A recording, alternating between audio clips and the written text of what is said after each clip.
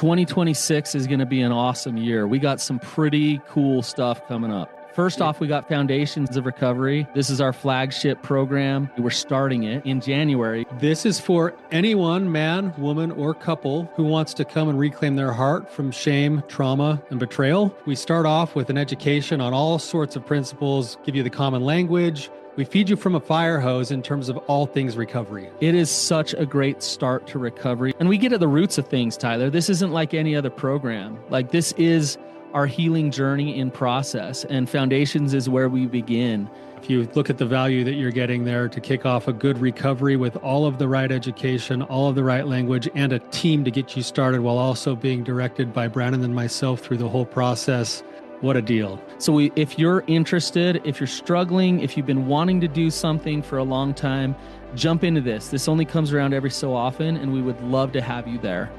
Click the link in the description to sign up for it. And to make it even sweeter, we're also including a raffle for a free pass to the Radiant Dawn retreat. Anyone who signs up for Foundations will be added to the raffle for that free Radiant Dawn pass. If you're a man and you sign up for Foundations, your name still gets entered, and you can give that pass away if you win it to any woman that you want to.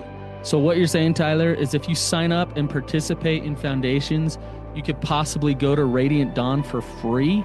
That's exactly what I'm saying, which is crazy because Foundations by itself is already an insane value. Man, I sound so salesy. But it actually is awesome. So come to Foundations. And even if you don't come to Foundations, sign up for Radiant Dawn. It's beyond therapy, the best healing experiences that you can have. Click the link below and come join us. Why is prioritizing and understanding women's sexuality important? Welcome to the Therapy Brothers podcast. I'm Brannon. I'm Tyler. We're brothers. We're therapists. And we know recovery. Bring your stories, your questions, your successes with real recovery.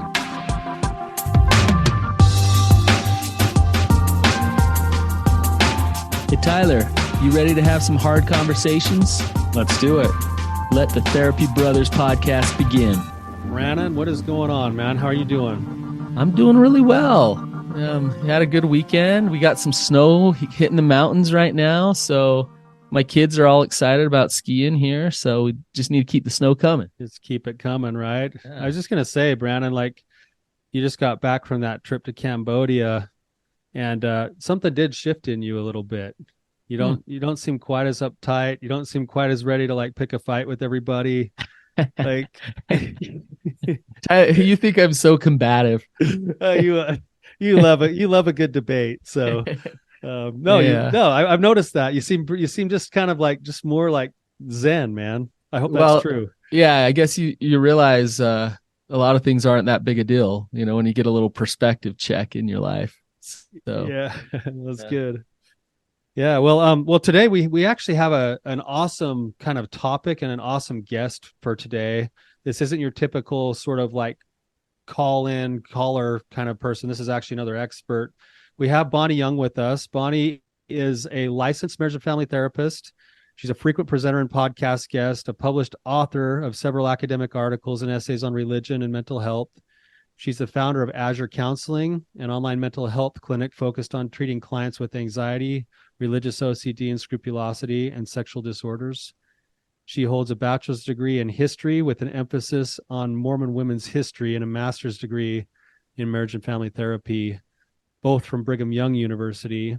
Born and raised in the Seattle area, she currently lives in Logan, Utah. That's my stomping grounds, where she's completing her doctoral studies at Utah State University in marriage and family therapy. And her dissertation right now is exploring the questions about women's experience with power dynamics in Latter-day Saint marriages. So Bonnie, welcome. Thank you. I'm really excited to be here. Can I start by just asking you the question that we asked? Is why is it important to prioritize women's sexuality and understand it better? Man, I could talk about this for saying there's so many angles to answer this question from. But I think at a foundational level, prioritizing understand women's experiences is really important, because it won't happen if you're not purposeful about it. And what I mean by that is, we live in a world where I would say the male gaze dominates, meaning that when it comes to sex, men's sexuality is considered the norm. Like when people think about like even how sex works, right? When you're taught in health class, when sex is taught, penetration is taught, right? Which really points to male sexuality being the norm. Male sexuality setting the standard for what men and women both expect in sex. Now, the example of penetration I gave is an oversimplification of what I believe sex encompasses, and we'll definitely get to that. But I think just at a foundational level, being able to prioritize a woman's experience is necessary, because if not, the male experience will be accepted by men and women as the norm. Yeah, if I can, like, I actually really like your example of penetration, because, you know, we're kind of taught sex is when the penis goes in the vagina, right? Like, and that penetration is sex. And, you know, I guess, and tell me if I'm wrong here, the reason why that's such a male perspective is many women don't orgasm or have sexual pleasure with just penetration. And so when we talk about that as sex, that's a very male view of what sexuality is, right? That's kind of what you're saying, right? Exactly. Yeah. Oh. It seems that part of where you're headed here is, and I'm just sitting here listening to your explanation, it kind of sets the landscape for there to be a lot of misunderstanding, miscommunication, judgment, frustration, if the only thing being taught is this one kind of model of sexuality, which, by the way, isn't even a full model of sexuality, even for males, I don't think. Exactly. But then all this expectation comes into a relationship, but there's never this other side that gets talked about. And so it's this kind of like silent lead weight that's almost hanging on in the relationship that never actually gets addressed. And then it becomes laced with judgment and shame, almost makes it taboo to even want to mention this the way that we're even talking about it today. Yeah, absolutely. I've just seen so much pain come from a lack of education about how women work, and not just pain for women as if, you know, women are the only ones being harmed by this, but also men, right? It has been very, very rare that in my therapeutic work, I've worked with a man who doesn't just love pleasing and pleasuring his wife, right? I think that there's inherent goodness and challenges in both female and male sexuality. And I think one of the inherent beauties in male sexuality is the generosity and the just this drive to give and to serve. And I think that can be kind of misdirected when we don't really know how to do that. And when a woman doesn't feel like she has the knowledge or the permission to help him in that. You know, I want to come back to what you're saying, Bonnie, because I think it's really, really cool what you said and really important. But it is pretty crazy. Like it's pretty asinine to say something like, hey, you know, sex is for the man, and like, you know, you better provide for his needs. And but it's like, as I say something like that, really in the way I've been kind of taught, and it's not that crazy, because it's been embedded in us that sex is a male thing. Sex is for his pleasure, you know, and if she orgasms or whatever, we work toward that, great. But like, his needs need to get met first and foremost. Which this whole belief that it's such a male thing, that's what you're both saying, is it leads to what's wrong with you as a woman if you're a sexual being. What's wrong with you if you explore things or want sex or whatever? Like I haven't been able to organize a sex addiction group for women because it's too shameful. Mm-hmm. Not enough women will come forward and say, I have this, I deal with this, because they don't want to own that that's a man's thing. Like, I'm embarrassed that I even have this, right? Mm-hmm. Mm-hmm. That's really sad and not the case. Like, believe it or not, women are just as sexual as men, right? Yeah.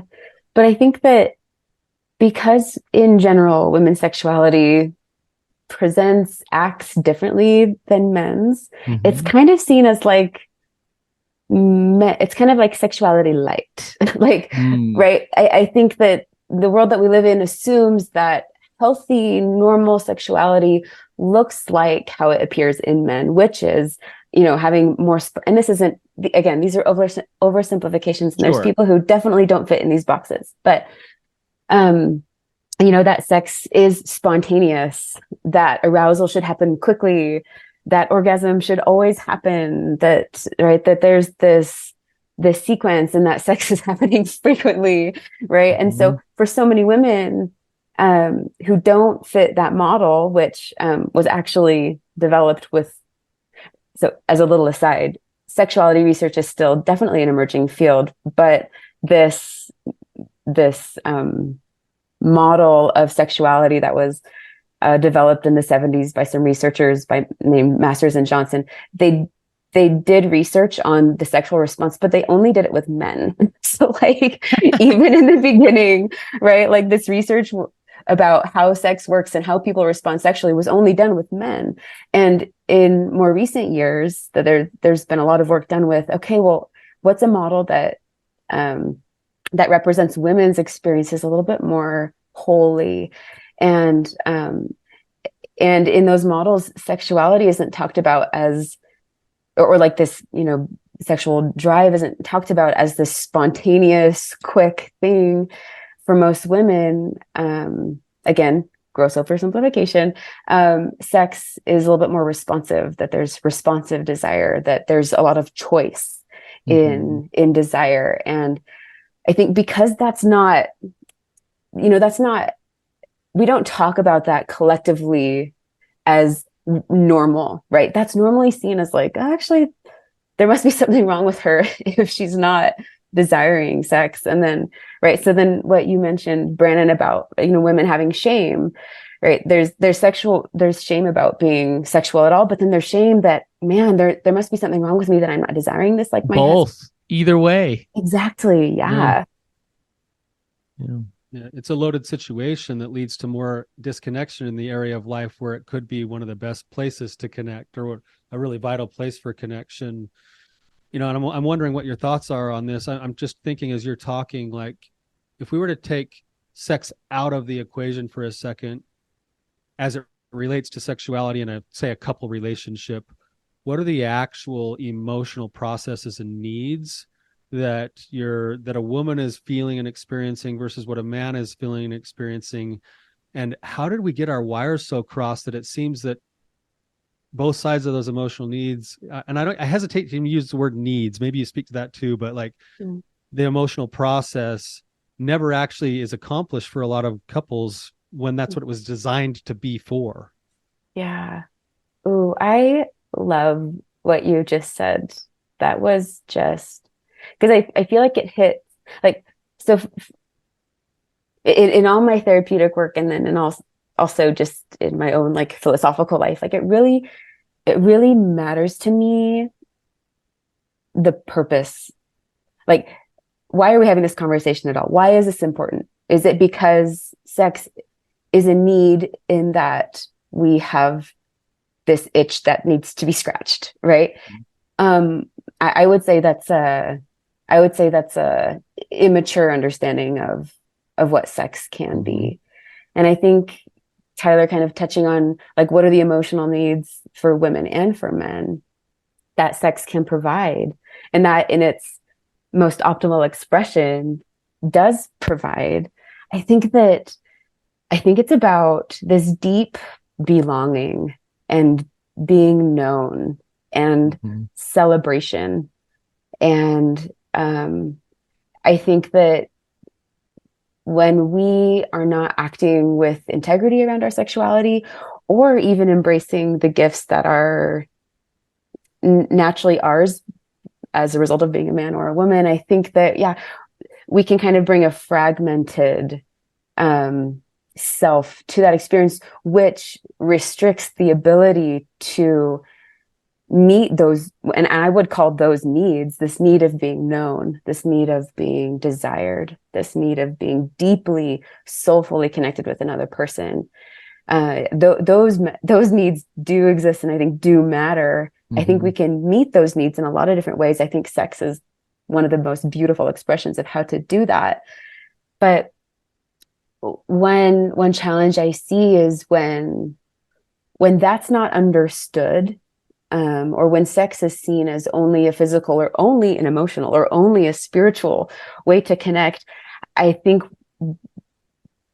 by virtue of it not being treated as a multidimensional experience, it can't become that, or it can't be a truly honest experience because of that. Say more, Bonnie, about it being a multidimensional experience, because I think that's really important. And I think for a lot of guys, they just don't get it. They don't like, oh yeah, multidimensional. What do you even mean? Yeah. Like, this is really simple, actually. Well, let me paint a picture, Bonnie, and then you can answer Brannon's questions. I think it goes along with this. Like, I think Brannon and I probably both run into this. Maybe you do with your own practice all the time. Couple comes into the office. We're not meeting each other's needs. He says we need to have sex more, and she's like, I need to feel connected before we can have sex. And then it turns into this complete standoff. Yeah. What he's really wanting is he's wanting to be all that stuff. I love the way you just described it, deeply understood, but he also wants to provide for her. Yeah.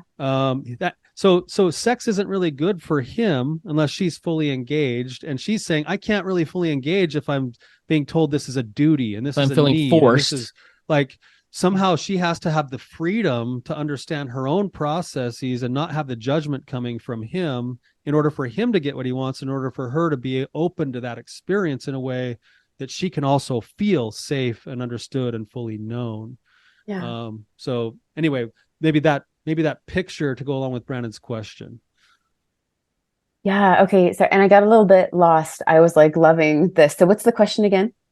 Well, just to speak more about it being a multidimensional experience. And I think that's true for both men and women. I think a lot of times men don't understand that, that they think of penetration, they think of orgasm, they think of, let's get the result. Let's make this happen. Linear. Linear, boom, where, like, what does it mean, a multidimensional experience? Yeah. So, I mean, I think that I have a million thoughts. Hold on.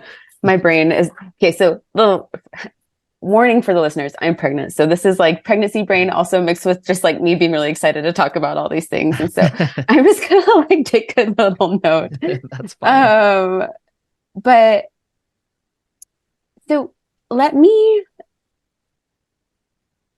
talk about a study that was done that I love talking about with anyone who's interested in listening.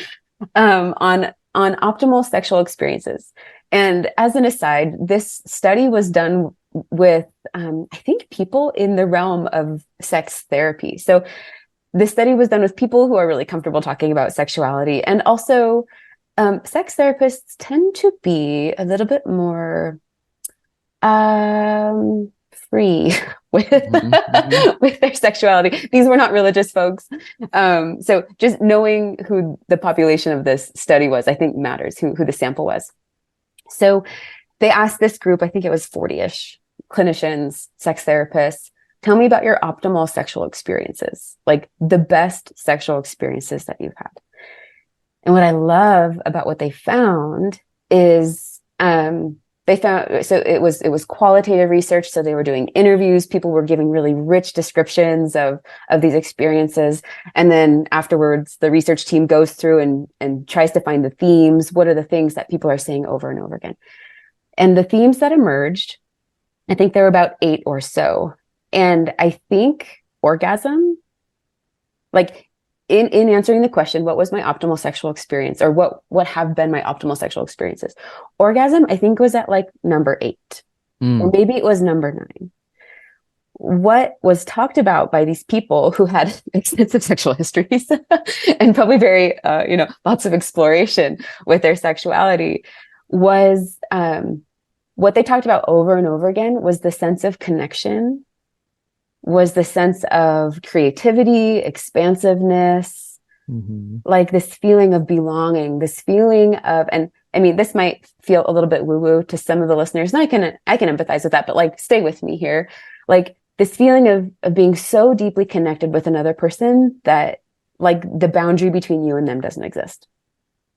That's what they talked about as like being the best, like the optimal expression of their sexuality. Now, if I am listening to this and I'm like, all right, with my kids all day, and I'm like, oh my gosh, that just sounds like so much work. Yeah. I think that it can be a little bit counterproductive to try to have like this amazing experience every single time. I think sometimes you fit in a quickie to tell your spouse that I love you and I see you and I want to connect with you, and it can be good enough. I think we have to be okay sometimes with good enough sex.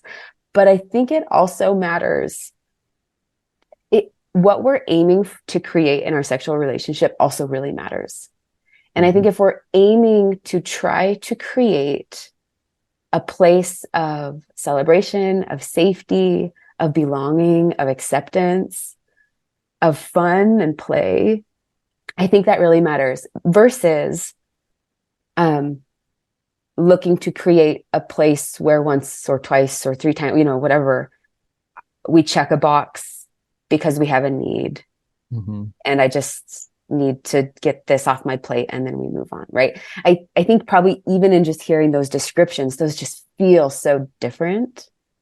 You can tangibly feel the difference between the 2 descriptions you just gave. I hope our listeners can. I can feel it in the just the way that it is. I think you said good enough sex still comes with certain things, and you identified those. It still comes with safety, trust, being known, and then life happens and logistics get in the way, and so it's not always exactly the way that we would all draw it up, or those sex therapists would, but those things seem to be right at the core, because especially that being known part, and that's the part that I think you're coming on today talking about, is we still haven't even gotten into it fully yet. Like let's talk about women's sexuality, like how being known, right?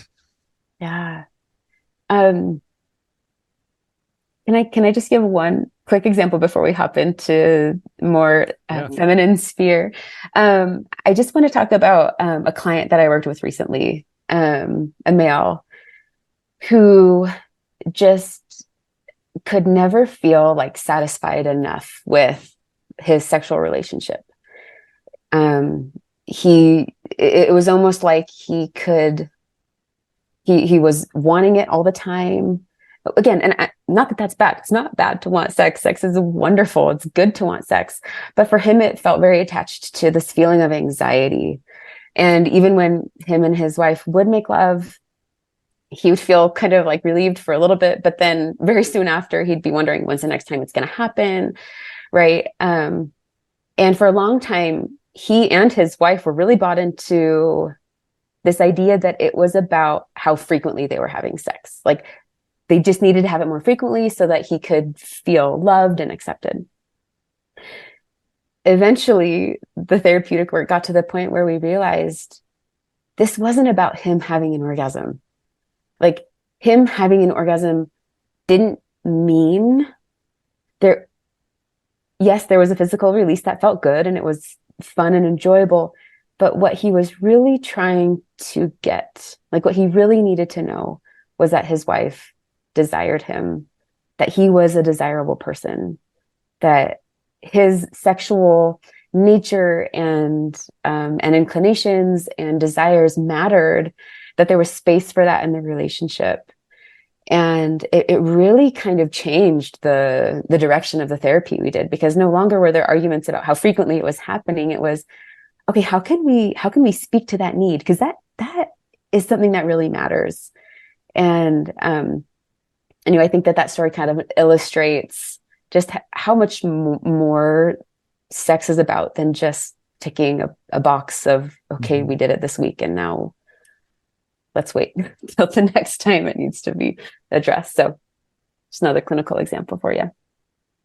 I love that, because I think that sex is off, and I don't want to go off here too far, but I think sex in a relationship either turns into a really amazing thing that brings a couple together, or it becomes this destructive thing that really causes problems in a relationship. And so if you're using sex as the Band-Aid, as the thing that answers all the questions, and I need to consume you in order to feel okay about myself sexually, and then she resents that and hates having sex but feels obligated, like it just starts to create all kinds of issues. And I think your example there, you backed up a little bit and you actually found the actual need with him, which then led to better connection and probably really good sex, right? Ultimately, that's like the real that's the real path to get what everyone is wanting. Yeah, right. But if that's the only agenda is to get to the sex, then that's a problem, and it doesn't actually meet the need. So I really like that example. Yeah.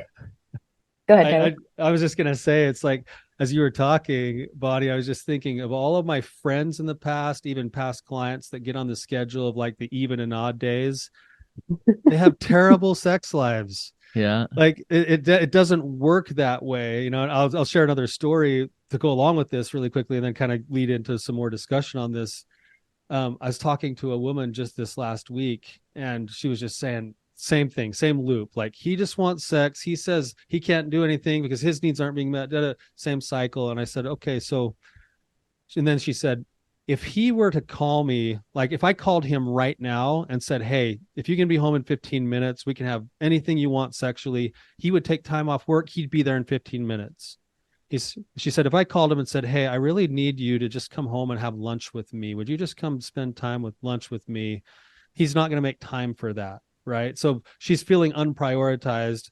And then I said to her, okay, so what would happen if he actually called you today and said, hey, I really want to see you. I want to take you to lunch. Let's just go have lunch together. She started to melt, and she was just like, oh, that would be so awesome. And then she started laughing, and she said, and we probably have awesome sex. It's like, yeah, like it's that deeper emotional thing that you're talking about that really does matter, but it never gets talked about because the non-vulnerable thing is frequency, amount of times, whatever else.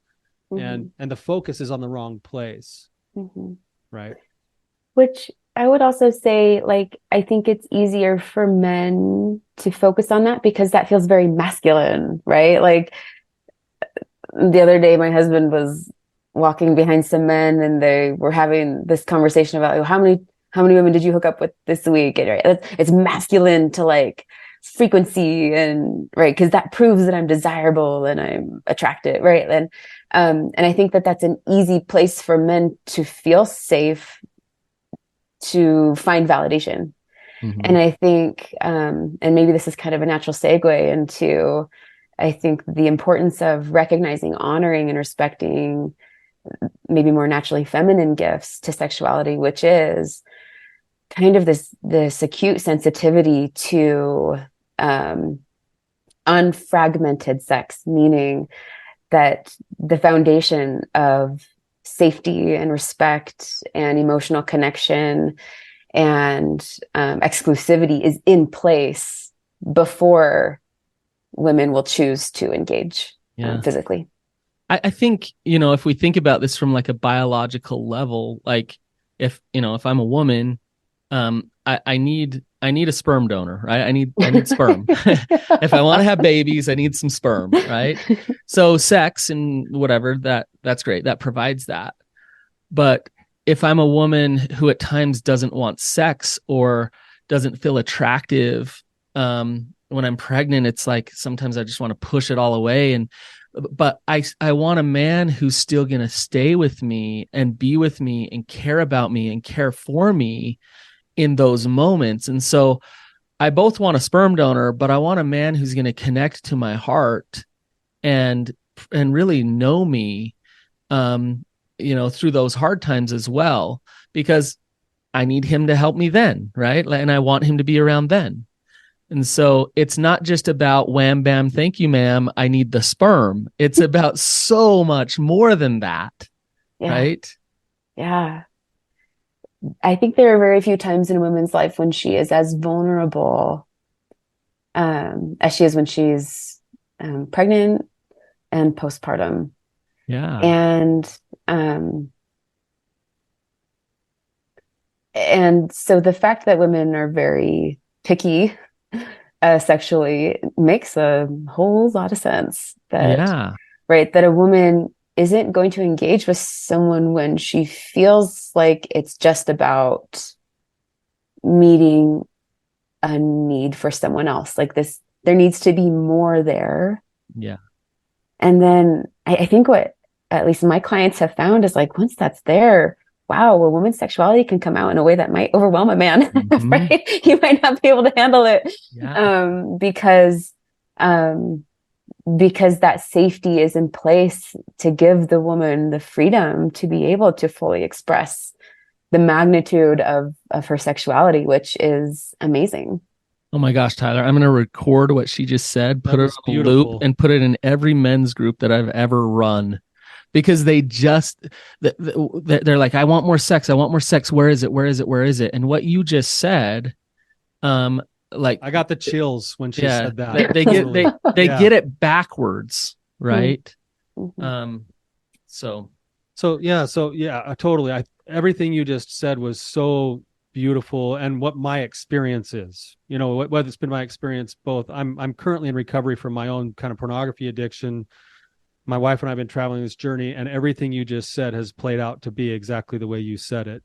But then also watching my clients go through this same type of a thing, you're spot on. I guess I just want to give you maybe the floor for a second for people who wouldn't understand this idea of female sexuality. What are some of the things that really need to be spoken, that need to be brought to the forefront, that really need to be talked about in ways that they currently are not talked about in our world? Yeah. I mean, and this might sound redundant, but I would just say at a foundational level, just because a woman has a different pattern of sexual response doesn't mean that there's anything wrong with her. In fact, right, we're talking about half the population that shares these same patterns, and that's normal and should be given the same weight and respect as a man's pattern. And part of this, I think, related very much to a woman's sexuality is just her body and her cycles. Yeah. Right. I think culturally it's very acceptable to roll eyes at a woman's menstrual cycle.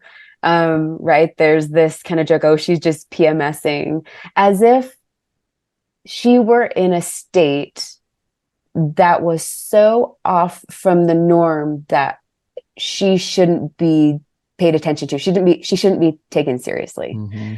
And I think, again, when you take a step back and you look at, okay, well, actually half the world's population is cycling through these different stages. And each of these stages has like beauty and wisdom to offer, different perspectives. I'm not sure that we'd be so keen on pointing out how it's unreasonable, right? I think if we look at the earth, like the earth has cycles.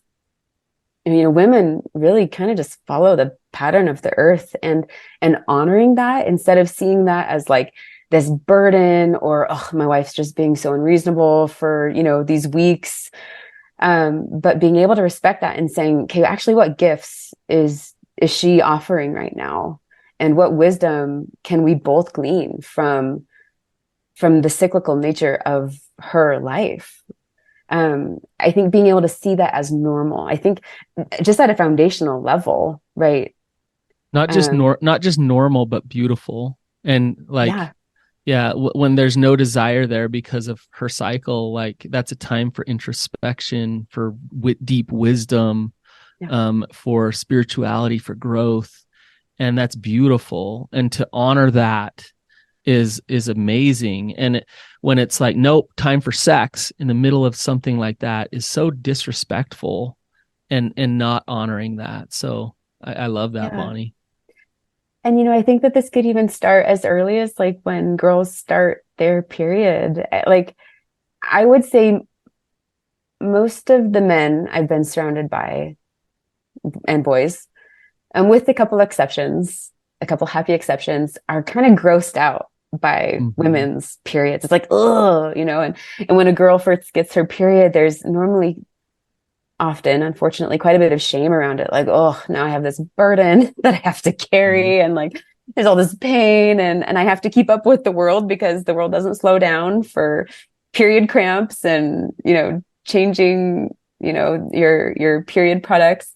And I think for a man or for a father to be able to celebrate and honor his daughter, not make fun of it. Like, I think a lot of us use humor because we get uncomfortable.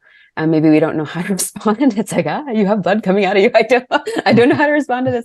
But to be able to honor that as something that is essential and beautiful, even starting as young as when women start menstruating, I think, right, that's how that feels like it sets an amazing foundation of actually your sexual cycles, your normal cycling patterns are good and respectful.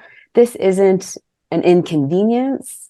Yes. Right? Your reality matters just as much as mine. And I think just even starting at that foundational level, right? Because what does that look like in marriage, right? Instead of a husband saying, oh, dang it. Like, and I know different couples have different sex practices around menstruation, and some couples will still have sex during the bleeding, and some are like, oh, I don't want to get even close to that. Like, don't touch me. Right. And I don't think that there's a right or wrong way. It's definitely up to the couple. But how that looks like translated to marriage is, oh, I respect that you're going through something a little bit different right now. And how can I support you? And I want you to be comfortable, and your comfort matters. Versus, oh man, dang it, I can't get what I want from you right now because you're unavailable. One is done with reverence and honor, and the other one is done with consumption, I think, is what you're describing. And yeah, I was thinking of a client I had several years ago. She was telling me about, she had a bunch of sisters, and she said that there was a kind of a tradition in her home that every time like when she did, and then when her sisters did, systematically, when they actually started having their period, their dad would take them out on a date, and then he'd give them a silver necklace and basically initiate them into their womanhood and help them understand how beautiful it was that they were stepping further into the process of possible creation and everything else. And I just thought, man, like, how different would this be in a relationship if a man understood that that's what was going on rather than the consumption that he's looking to take. And how much more open would that relationship become for not only her but for him in a marriage, right? She's now being seen and treated with reverence and respect and being cherished and chosen. And the natural part of her femininity is then going to want to open up and to give because she feels safe and seen. And man, we get that wrong all the time. So that's beautiful. I mean, it just starts at such a young age in our culture where we just start making fun of it, or it's a burden, or, I'm curious, Bonnie. So I'm thinking of my own daughter. I have a 15-year-old daughter. So one thing that you're mentioning is just from the get-go, like honoring who she is as a woman and her cycle. What else, like if you were to teach a, adolescent girl about her sexuality, what else is important to teach? let me before you answer, Bonnie, let me just make, that's a perfect segue, Brannon, into for anyone for anyone who's actually interested.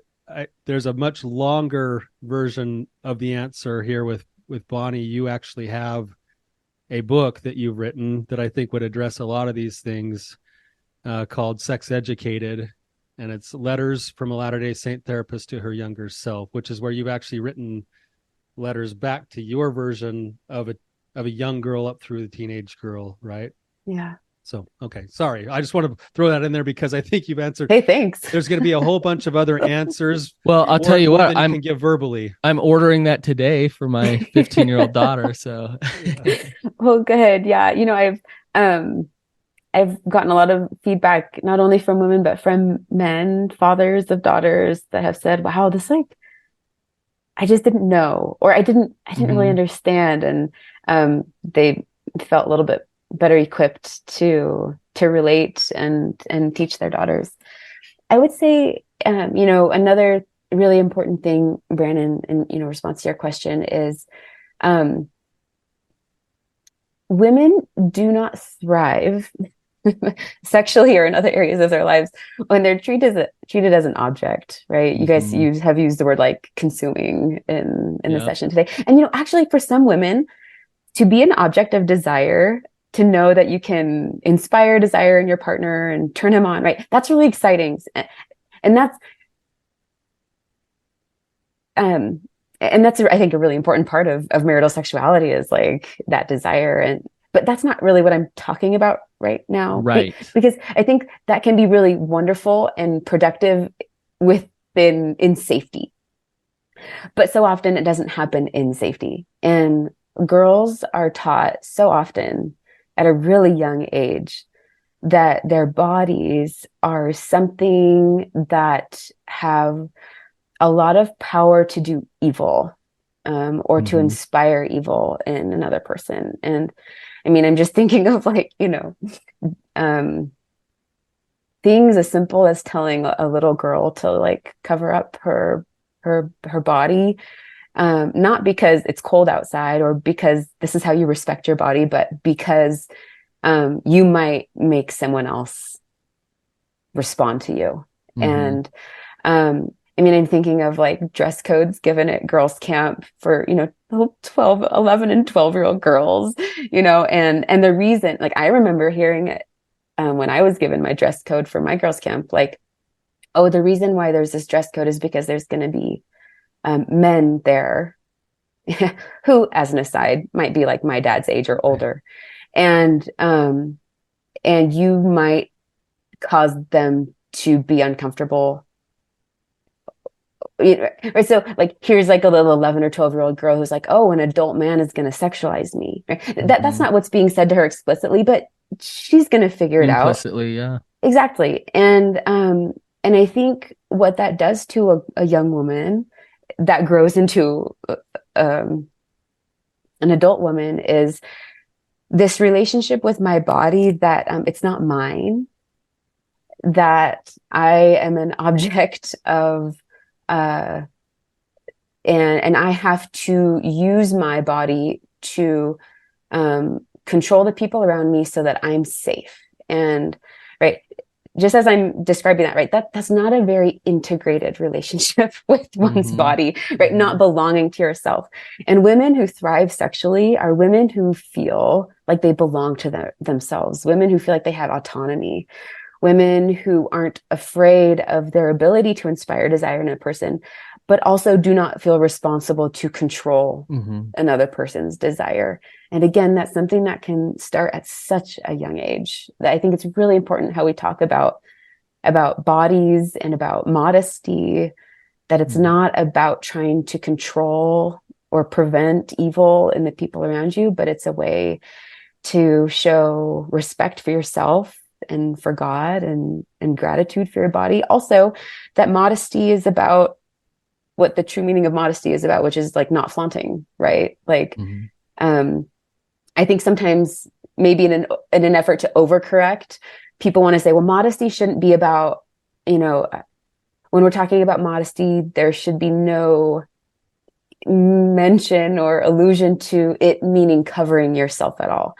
And I actually disagree with that. I think that just in the same way that I think it's sinful to flaunt things that you have so that you feel superior than them, right? Whether that's like, I don't know, material things. I also think, if we're trying to use our body to show dominance or like superiority to other people, whether that's like I'm stronger than you or I'm curvier than you or like, I think that matters too. That's a topic probably for another day. But I think, yeah, really trying to get at the core of like what modesty means, and truly controlling other people around you is not a part of that. And I love, when people feel like, oh, but, have rebuttals to this. I just love to point to the New Testament where Jesus is not telling women to cover up. He's telling people to like poke their eye out. Like if you're lusting, right? He's not saying, like don't lust after people. So women cover up. He's saying don't lust. And if you are, that's on you. Right. Because I think I had this really interesting experience. We lived in Spain for a couple of years, and in Spain, people I think are a little bit more open about celebrating their bodies, and beaches look a little bit different than they do here. And again, just kind of cultural differences.